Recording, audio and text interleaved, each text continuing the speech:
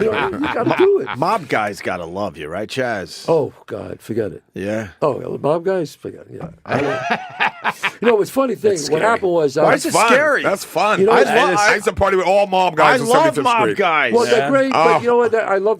Old school mob guys. Like, Old school. I hang with them, but I don't hang with them. I say hi, I have dinner. I was at but- Danny no, no. Aiello's Move on. birthday party every year. Right. With dirty, Yeah. dirty good fellas. No, I'm talking. Yeah. I'm talking like I was a caddy at a golf course, and the Yeah. mob guys were amazing. They're They fun. always took care of us. Oh, they were that's so fast. fucking cool. As far as typical, because they never know if they're going to go away any minute. That's why Exactly. they do that. They always Now, had just. I heard with mob guys, if you let them do any favor for you, then you're pretty much indebted for the rest of your life. It matters the person. If it's a good guy, and if you let him do a favor, they have this thing. You do one. You ask them for one favor. The next minute, hey Chazz, my daughter, she's got a confirmation. My son, could you show up?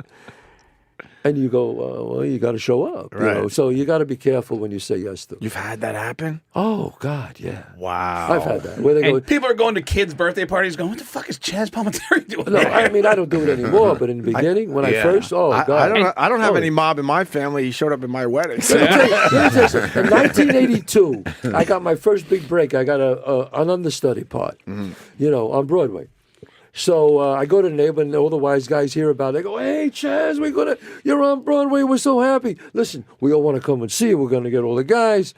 And I go, I'm sorry, but you won't see me, but you can come and see the show, but you won't see me. They go, well, what are you talking about? You're on Broadway. Everybody said you're on Broadway. I said, yeah, but I'm an understudy. Right. So he goes, an understudy?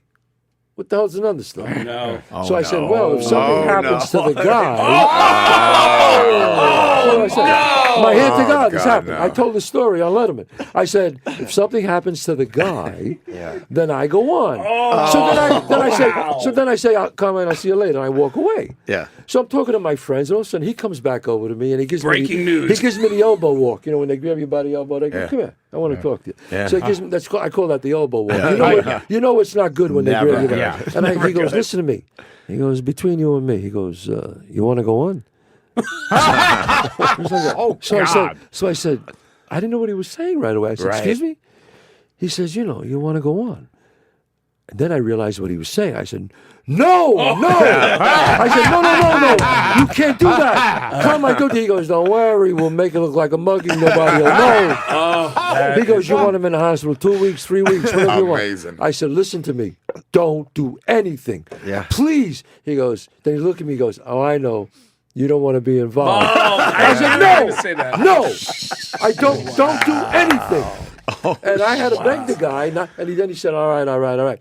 But that night I went to the show, and as an understudy, you have to watch the people, right? I'm watching the people, and I'm looking at this guy who was a real asshole, who I was understudying. I didn't like the guy at all because he didn't treat me nice. And I looked at him and I said, you don't know how lucky you are. You have no idea how close you came.